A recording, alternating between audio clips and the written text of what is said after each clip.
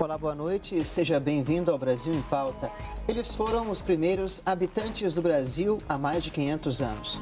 Hoje, cerca de 1 milhão de indígenas ocupam aproximadamente 14% do território nacional.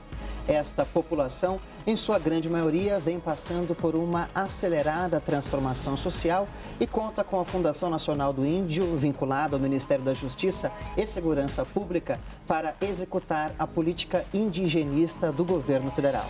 Para nos falar um pouco mais sobre este trabalho, eu recebo o presidente da FUNAI, Marcelo Xavier. Muito obrigado pela presença aqui no Brasil em Pauta, presidente. Eu estava dando uma olhada aqui quando o senhor assumiu a FUNAI no ano passado, o senhor destacou algumas palavras-chave, como diálogo, legalidade e autonomia. São palavras que estão norteando o trabalho do senhor junto à FUNAI? Boa noite, Paulo. Exatamente. Eu acho que o fundamental é que a gente possa deixar os indígenas serem os protagonistas da própria história, né? Eu tenho buscado muito diálogo com as etnias. São, afinal, 305 povos e 270 línguas, cada uma com os seus usos, costumes e tradições. E eu acho que o que eles mais desejam é serem os protagonistas da própria história. E isso nós só vamos conseguir com um diálogo direto, sem intermediários com as comunidades. Agora, em fevereiro, etnias vieram a Brasília e tiveram vários encontros importantes com autoridades, entre elas com o presidente Jair Bolsonaro, não é isso, presidente? Exatamente. Foram atendidas pelo presidente, pelo ministro da Justiça, pela ministra da Agricultura, saíram daqui muito felizes, e o que eles desejavam é ser ouvidos. E saíram daqui bastante contentes e com perspectivas boas de melhoria da qualidade de vida. Agora, nesse escopo da autonomia, legalidade, diálogo, respeito aos povos indígenas, entra também a questão do etnodesenvolvimentismo. Como é que isso está sendo articulado na gestão do senhor ali à frente da FUNAI? Perfeito, Paulo. Essa pergunta tua é muito importante. Aliás, eu diria que é uma das principais balizas da minha administração na FUNAI. Eu acho que uma das formas de trazer dignidade a essas comunidades é através de etnodesenvolvimento, né? Nós temos exemplos exitosos junto aos povos parecis, por exemplo, no plantio de grãos, né? Temos também o café produzido pelos suruís, temos a castanha do Sintalaga. Enfim, é uma diversidade muito grande no Brasil. É o camarão do Potiguara, né? E o que a gente tem que procurar é reforçar, junto à comunidade indígena, os usos, costumes e tradições, para que eles se fixem na aldeia. Isso a gente tem condição de fazer pela FUNAI através do etnodesenvolvimento, porque ali nós vamos dar a ocupação para que eles permaneçam nas aldeias, empenhados em uma atividade sustentável. Apoiando com expertise técnica, dentre outras questões. Exatamente. Vou te dar um exemplo muito claro. Os parecis. Os parecis plantam aproximadamente 18 mil hectares de grãos. Isso traz para a etnia aproximadamente 20 milhões ao ano. Beneficia diretamente aproximadamente 2.000 famílias. Isso representa, no território deles, 1,5%. E foi desempenhado em áreas que já estavam degradadas. Ou seja, é absolutamente sustentável. E mais, com o restante do território preservado, eles querem agora introduzir o turismo, que eu acho salutar. Outro exemplo que eu vou te dar, os Paetés Suruí, lá de Rondônia. Esse é um café que ganhou o 5º melhor café da Semana Internacional de Belo Horizonte. Esse é um café gourmet, tipo exportação. Eles têm uma parceria firmada com a Três Corações. Colheram no ano passado... Deve ser bom esse café, hein? Eu gosto de café. Excepcional o café. E eles colheram no ano passado 1.500 sacas de café, né? E isso representa, dentro do território deles, aproximadamente 0,05%. Ou seja, com pequenas porções do território deles, nós trazemos dignidade e o desenvolvimento sustentável. Essa é a palavra-chave. Ninguém quer uma degradação ambiental lá dentro. O que nós queremos é sustentabilidade e que eles, auferindo renda, deixem de sair peregrinando, deixem de ir para os semáforos, deixem de ir para os centros urbanos pedir esmola, ficarem acampados. O estado de miserabilidade dentro das aldeias existe. E uma das formas de combater isso é o etnodesenvolvimento. O senhor falou um pouquinho dessa questão do turismo nas aldeias indígenas, né, nessas comunidades indígenas. Algumas articulações estão sendo feitas para promover isso? Sim. Os Yanomamis, eu vi que tem uma articulação, né, com os Yanomamis. Exatamente, Paulo. Olha só, nós agora assinamos um termo de ajustamento de conduta em que há a possibilidade de venda de pacotes turísticos ao Pico da Neblina, né? Isso é muito interessante, porque esses pacotes são revertidos em benefício da própria comunidade. Vou dar outro exemplo muito interessante, pesca esportiva. Eu ia comentar sobre a pesca esportiva, eu vi o material que vocês nos enviaram. A Confederação Nacional de Pesca Esportiva do Brasil está junto e é uma parceira nesse projeto. Lá com o Mazinho, a dos Calapalo, no Rio Culuene, Mato Grosso. São vendidos pacotes, ele administra uma pousada e é feita a pesca esportiva. Isso, inclusive, reforçou lá dentro a fiscalização no rio. Por quê? Onde está havendo pesca esportiva, tem gente. E se tem gente, estão olhando se no rio está havendo alguma invasão no território deles. Então, assim, eu acho que é fundamental esse diálogo com as etnias para que nós possamos receber deles os anseios, né, e possamos dar dignidade a eles. E é uma forma de preservar essas áreas também. Isso foi um trabalho bem desenvolvido pela FUNAI a partir da gestão do senhor, a partir do ano passado, não é isso? Com certeza, Paulo. Nós, além dessas questões do etnodesenvolvimento, a FUNAI tem uma coordenação geral de monitoramento territorial. Só para você ter uma ideia, nós fizemos mais de 900 ações de fiscalização em terras indígenas, em 320 áreas, e empenhamos para isso aproximadamente 10 milhões de reais. Um valor significativo. E este ano, a gente pretende intensificar essas ações com parcerias junto à Polícia Federal, IBAMA, ICMBio e os órgãos de segurança e combate a crimes ambientais dos estados. E essas parcerias com outros órgãos governamentais já vêm ocorrendo, não é isso, presidente? Já vem ocorrendo, mas na minha administração nós pretendemos intensificar. Por quê? É muito difícil a cobertura de todo o território nacional. São 14% do território, né, com áreas indígenas. E a dispersão também é muito grande. Então é necessário que lá, nas pontas, isso possa ser atendido de uma forma mais célere. E geralmente, quem está na ponta é um policial militar, é um policial civil, que pode muito colaborar conosco. Nós temos 39 CRs, coordenações regionais, mas ainda assim é pouco para cobrir todo o território nacional de forma imediata. E as parcerias com outros países? Com a Alemanha, por exemplo, é uma parceria bem interessante. Sim, nós temos parceria com a Alemanha, né? Firmamos agora um termo de ajustamento com a Alemanha, em que permite-se a utilização de dinheiro para fortalecimento do etnodesenvolvimento em terras indígenas, aproximadamente 10 milhões de euros. Tá?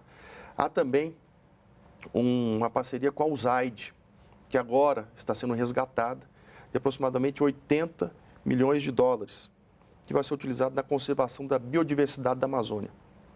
Perfeito. E a questão da educação, é uma questão também que é importante ali na FUNAI, e eu vi que os dados são bem interessantes em termos de ampliação dos estudantes indígenas, tanto na educação básica quanto no ensino superior. Essa é uma preocupação que eu vi bem forte da FUNAI. Perfeito, Paulo. Olha só como é que é interessante. O Censo Nacional da Educação, de 2015 a 2016, demonstrou que houve um aumento na procura pelo ensino dos indígenas de aproximadamente 50%. Nos últimos 5 anos, aliás, nos últimos 7 anos, quintuplicou a busca pelo ensino superior dos indígenas. A FUNAI tem buscado parcerias com os institutos federais, né? Nós temos uma experiência muito exitosa com o Instituto Federal do Pará, no curso de Magistério Intercultural e da área agrícola, né? Nesse final de ano, estive lá junto ao Instituto Federal de Mato Grosso e entregamos 77 certificados do curso de formação de negócio para as etnias Pareci, Manoque e Ambiquara. E é interessante que esses próprios indígenas acabam multiplicando esses conhecimentos nas etnias. Perfeito. E mais, além de multiplicadores do conhecimento, A busca pelo conhecimento, a busca por melhores condições de vida, isso a gente precisa deixar bem claro, não representa em momento algum perda de identidade étnica. Muito pelo contrário, é um somatório. Ele não deixa de ser índio. Reforça a identidade Exatamente. étnica. Eu tive lá com os parecis. Foi uma experiência muito interessante, Paulo. Eu entregando os certificados a eles e eles fazendo as danças típicas. Eu chamei a liderança próxima e falei, escuta, estou curioso para saber aqui, vocês se formaram em gestão de negócio, estão desempenhando atividade agrícola. Eu queria saber o seguinte, continuam os batismos, continuam igual dentro da aldeia, as festividades continuam iguais? Exatamente igual. Muito pelo contrário, se reforçou. Estiveram aqui esses indígenas em fevereiro, e aí conversa com o Arnaldo Parecia, eu perguntei, Arnaldo, como é que está a sua situação? Ele falou assim, olha, está excelente. Nós fizemos um TAC agora, estamos podendo desempenhar a nossa atividade de forma regular, e ele me disse o que havia no passado. No passado, a cidade os via com um pouco de preconceito. Hoje não. A cidade os vê com bons olhos. Eles entram nas lojas, as portas se abrem, eles giram o comércio, eles têm caminhonete, têm celular, têm acesso à educação. Eles não são mais vistos como aqueles índios que iam para Cuiabá ou outras cidades pedir esmola. Trouxe dignidade a eles, reforçou neles os usos, costumes e tradições. Não perderam absolutamente nada da identidade étnica. Presidente, a conversa está fantástica. Vamos para um rápido intervalo. Daqui a pouco eu volto aqui no Brasil em Pauta, na entrevista com o presidente da FUNAI, Marcelo Xavier.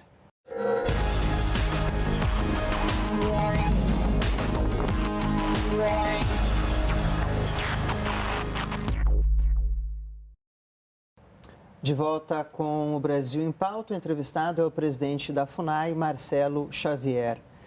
Presidente, a partir dessa conversa que nós tivemos no primeiro bloco, a gente pode dizer que o perfil do indígena no Brasil é radicalmente diferente hoje do que foi no passado? Com certeza, Paulo. Isso é natural, assim como para nós, né?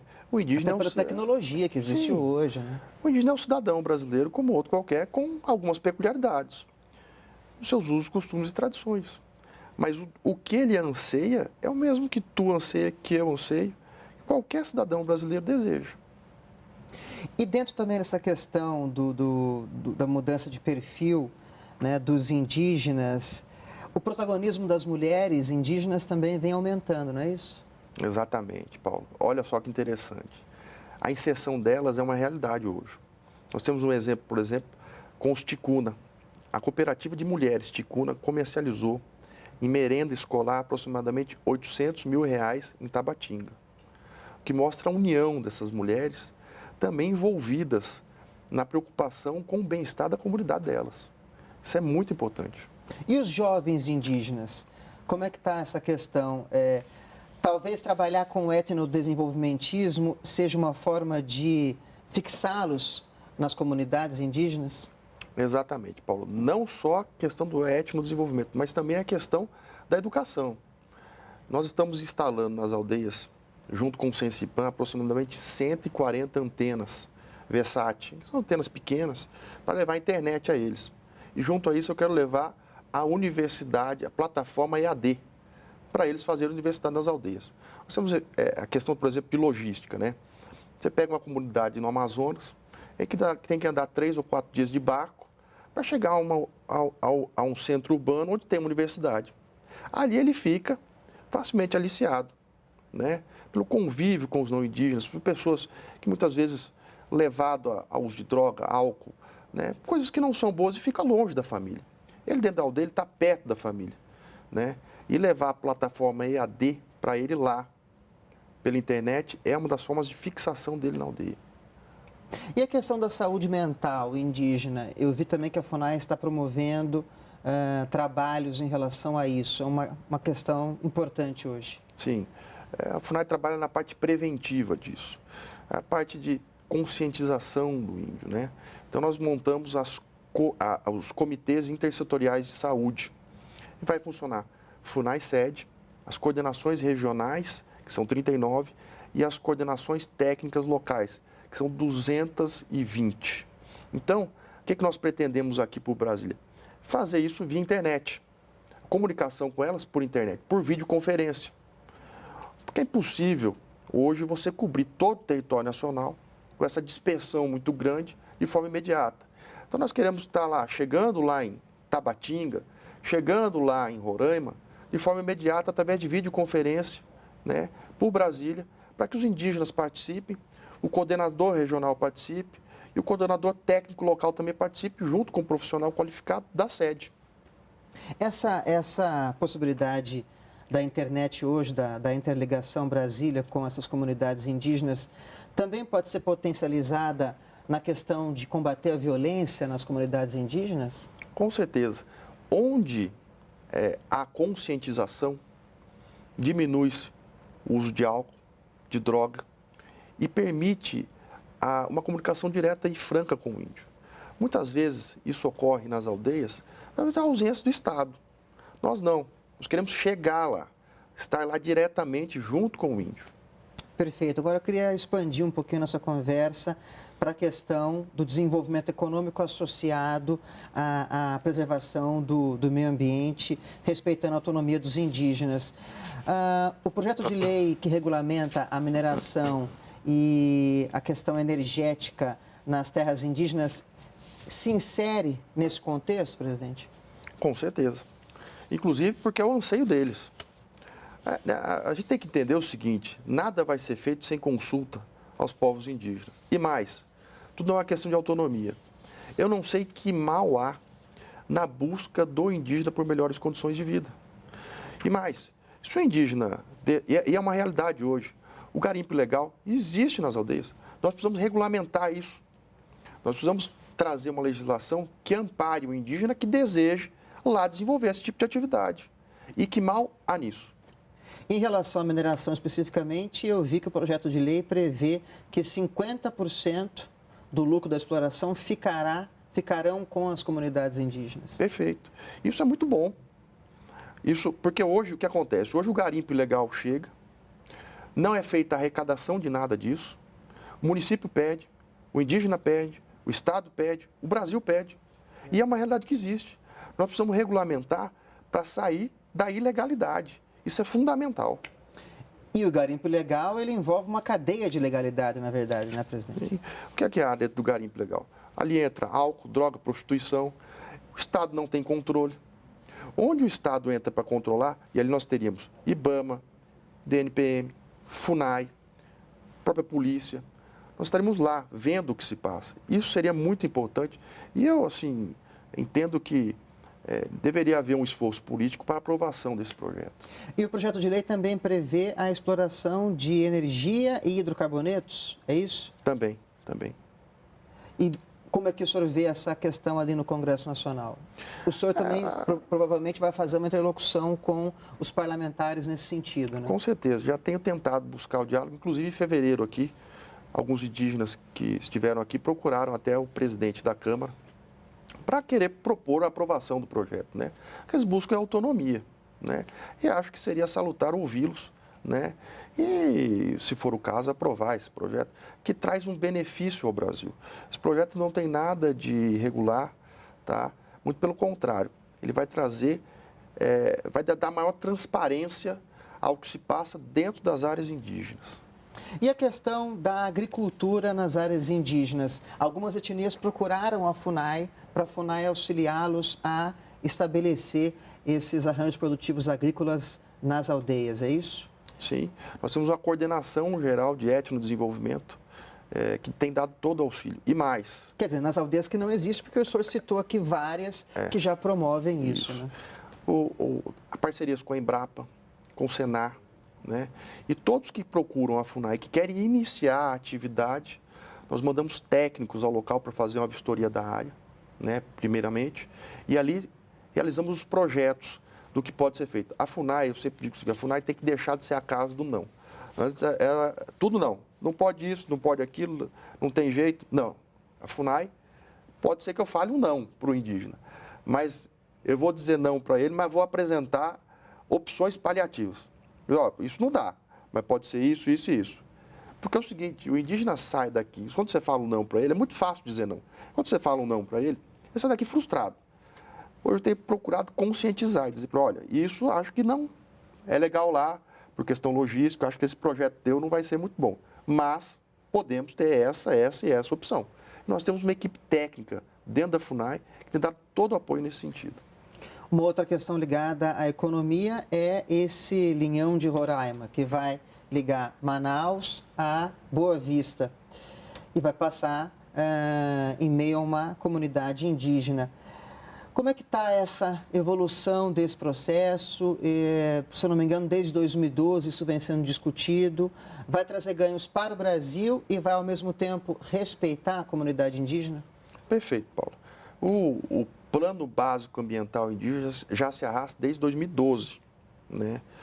E a ausência da interligação do estado de Roraima com o sistema elétrico nacional acionou as termoelétricas, porque houve a crise na Venezuela. E nós temos aproximadamente 1 milhão de litros de óleo diesel dispersados na atmosfera, o que é muito poluente, isso é horrível. Nós precisamos interligar o estado de Roraima. Isso é muito poluente, essa termoelétrica. Exatamente, nós precisamos interligar o estado de Roraima. Que é outro fato ruim também, é o único estado que não está no sistema interligado nacional. E que sofre com os apagões lá também. Então, são 120 quilômetros dentro da comunidade Waimiri-Troari, que o Leão passa beirando a BR-174, né? E que já estamos aí em fase de apresentação desse PBA. Quero crer que logo nós vamos ter essa solução aí. E é importante dizer o seguinte, a passagem do Leão por lá, trará benefício aos indígenas. Eles vão ganhar compensações por isso, pecuniárias, né? E ações afirmativas do empreendedor dentro do território deles. Então, isso é muito importante, que vai beneficiar tanto o estado de Roraima, quanto a comunidade e principalmente o Brasil. O senhor esteve lá? Estive lá por 2 vezes. Comunidade muito receptiva, tá? Eles estão muito, assim, querendo receber as propostas do empreendedor e eu acho que nós vamos avançar nesse projeto. O senhor é delegado da Polícia Federal, eu sou jornalista, nós somos brasileiros. Na nossa Constituição existe o sangue indígena. Esse trabalho que o senhor desenvolve na FUNAI está sendo um trabalho que está engrandecendo a vida do senhor? Muito, demais. A primeira experiência que eu tive com a questão indígena foi no Mato Grosso. Trabalhei lá há muito tempo, né, por aproximadamente 10 anos, e a comunidade Chavante. E eu me incomodava muitas vezes de ver o estado de miserabilidade que essas comunidades viviam, né? E aí eu fui convidado para vir numa CPI, FUNAI-INCRA, e dentro da CPI eu pude ver a realidade do que se passa, né? E aí depois houve o convite para vir assumir a FUNAI. E, aliás, antes veio o convite para ser ouvidor da FUNAI e, posteriormente, presidente da Fundação Nacional do Índio. E eu tenho parentesco indígena lá atrás, até minha mãe me disse esses tempos, e eu acho que é bastante dignificante você ver a satisfação com que esses índios saem de Brasília por serem apenas ouvidos, o que não era no passado. Presidente, muito obrigado pela participação aqui no Brasil em Pauta. Já deixo o convite para o senhor voltar aqui no decorrer do ano para falar mais para a gente um pouquinho sobre esse trabalho, né, esse assunto que é tão interessante. Perfeito, Paulo. Eu que agradeço muito a oportunidade, agradeço a Deus, né? Agradeço ao presidente da República por confiar essa missão em mim, o ministro da Justiça também, né? E deixar ao público a mensagem que procure o site da FUNAI, o site oficial da FUNAI com as notícias que estão lá. O que a gente tem visto é muita notícia fantasiosa e mística em torno da questão indígena. Procure o site da FUNAI, procure a FUNAI, tente se inteirar do que é a questão indígena e você vai ver que, na realidade, o que eles procuram é um pouco mais de dignidade. Fica aí o recado. Eu conversei com o presidente da FUNAI, Marcelo Xavier. Se você quiser rever essa ou outras entrevistas, acesse o nosso canal no YouTube ou baixe o ABC Play. Obrigado pela companhia. O Brasil continua em pauta aqui na TV Brasil.